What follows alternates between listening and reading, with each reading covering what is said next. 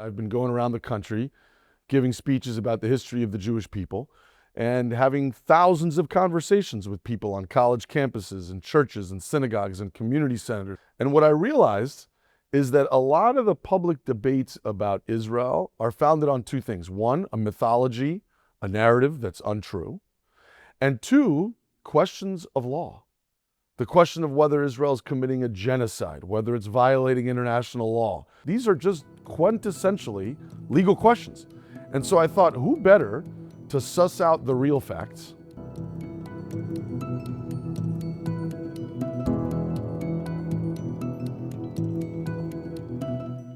So we're back. It's day 2 of the Christians United for Israel, the CUFI National Summit in Washington, D.C. Yesterday was a great day. We had great conversations with people. I hope you all go back and watch all those discussions. And with me today happens to be an old friend of mine who has been impressing people all over the country and really all over the world, especially in the last several years. Federal judge, U.S. District Judge Roy Altman. Judge Altman is actually born in Venezuela, grew up in South Florida with me. Jewish, a proud Jew as well. After October 7th, he has taken the microphone, really taken the stand for the Jewish people all over the world, but from a very different perspective. He's a student of history, and he goes around the world giving speeches that people would die to give. Usually people would have to read them straight out of a book, but instead he does them straight with no notes, just by memory, goes through the entire history of the Jewish people, the history of the land of Israel, and explaining the rights, both historically and legally, that the Jewish people have to the land of Israel, to the state of Israel. In the last year or so, we'll talk about this today, he started taking federal judges to Israel for them to see what's happening, because we're seeing a lot of judicial activism on so many different fronts, and the judge just wants to educate, just go show other judges what's actually happening over there.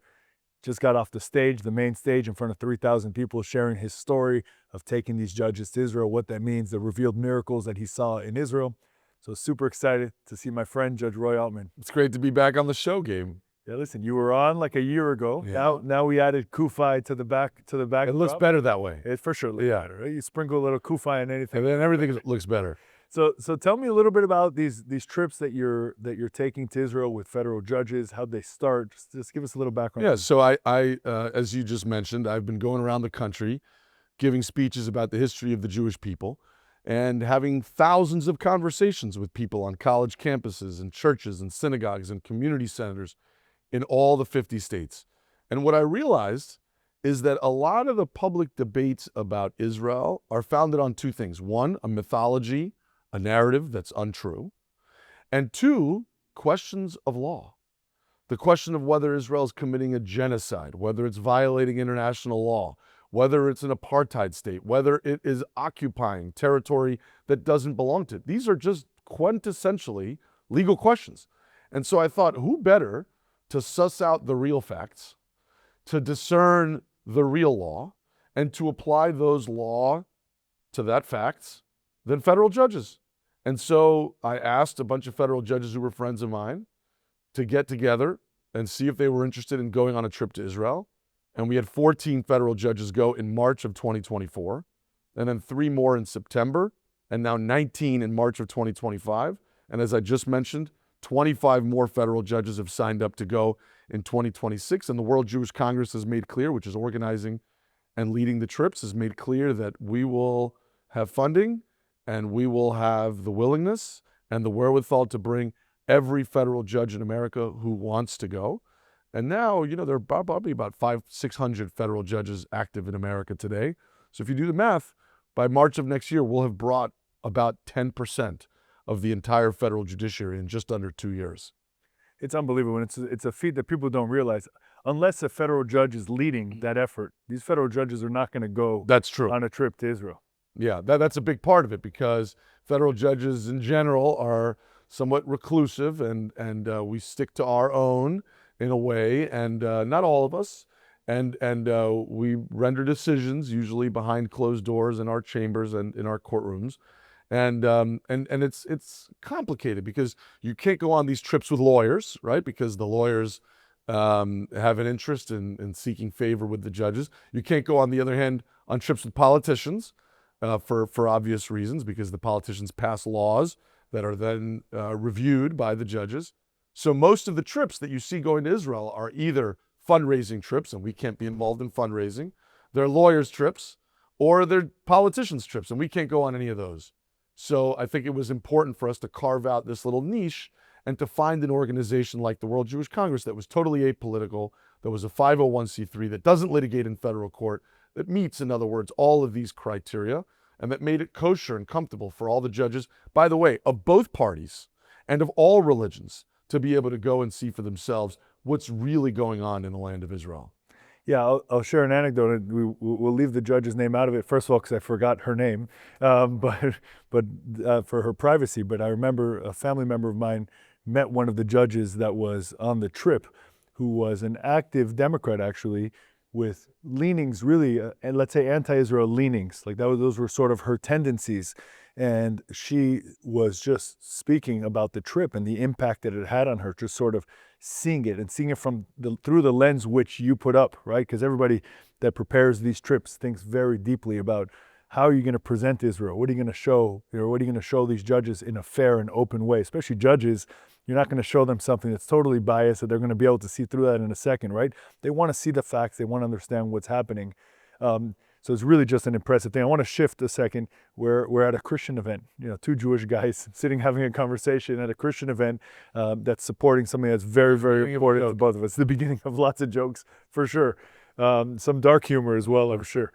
But I'm just thinking as we're speaking, I think one of the first big speeches you gave about the history of the Jewish people in Israel was actually in a church in South Florida. And I recall that, first of all, because we're friends and I watch you honestly in awe, and because of all the great things that you've accomplished. And to see you speak at a church with hundreds of people on a topic that was so sensitive at the time. It wasn't so much after October 7th. It was November, so it was right after. So right after. Tell me, first of all, why you chose to give that speech in a church and sort of how that relationship has developed. What you're doing in the Jewish community is tremendous, but tell me how you're working with the Christian community. To me, it's everything. It's the whole ballgame. And the way that came about was because it was a local church, a huge church, Catholic church in Miami, St. Augustine Church. And the mayor of Miami and the mayor of Coral Gables, friends of ours, Vince Lago and Francis Suarez, are friends with Father Vergoa, the head of that church. And they said, Father Vergoa would love to host you for this talk. And I said, sure, I'll go give the talk. I had no idea. I thought maybe it'd be 50 or 100 people. I showed up and the entire church was wall to wall filled with people, and people were standing all around the perimeter. There were 600 people there. And in fact, the police chiefs were all there. A bunch of my colleagues, federal judges, Jewish and non-Jewish, came. And it was an overwhelming experience. And I remember that at the very end, when I talked about what Zionism meant to us as the Jewish people, to an entirely Catholic audience, you could hear a pin drop in there. And I looked at everyone's eyes around the room as I was talking, and they were with me 100%.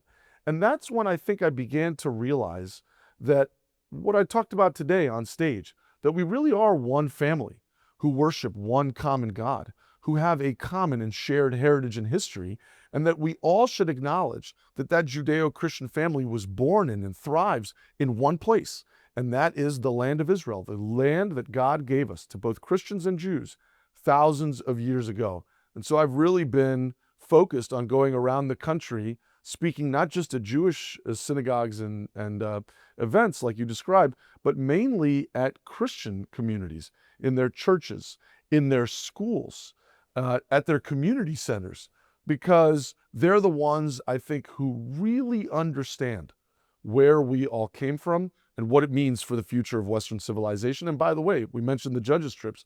The vast majority of the judges who are coming on these trips are Christian judges, not Jewish judges, who want to go see the land of Israel for themselves. Yeah, it's tremendous. I've led many of those trips, those kind of trips, like, not with judges, but with elected officials and staff, and the impact is tremendous. I want to ask you a very different question. I mentor a lot of young people. I'm sure you do as well. And when I'm mentoring young Jewish people, there seems to be, they think, there's a perceived tension when they're planning, when you're 20, 25 years old trying to plan your career. They have a perception of a tension between going out and being successful in your career and then doing things, standing up for the Jewish people, standing up for who they are. Oh, Right? If it's about non-Jews, talking about just going out and doing things in the community and being involved and leading, and not just checking a box that you're involved and doing things. And when it comes to anti-Semitism today, and dealing with so many of the lies that are the basis, like you said, of a lot of the anti-Semitism and anti-Israel activism around the country, I tell a lot of the young people, I said, first of all, you have to work. You have to work, you have to be successful, you have to have drive. That's your number one thing. And at some point, right, and you have to educate yourself, and at some point you're going to have a moment, right? Some people call it the Hineni moment, the here I am moment, where you're going to have to decide whether you're going to step up or whether you're going to crumble, right? And that's going to be your defining moment. I can't tell you when that's going to happen. It seems to me you have been on a career path. We've been sitting and having coffee for years through your career as a prosecutor, then as a litigator, and then as a judge. And you've always been driven. You've always been driven of what you're doing on the career side, right? And on your family side, of course, as well. What triggered inside of you after October 7th that you said, I have to use my title, my platform, my name, my voice, my skill set for my people? Well, first of all, I completely agree with everything that you said. And I'd say that, at least in the law is a relationship business, as you know. Whether you want to be a judge, whether you want to be a partner at a law firm, whether you want to get into the U.S. Attorney's Office, you got to have people vouch for you. And you're not going to have people vouch for you if they think you don't believe in anything. So there's no tension between standing up for what you believe in and having a successful career. But to my mind, and I wouldn't say I use my title. I mean, the title is something that I have, but I speak from the heart. And I think it's because after October 7th, we were awoken.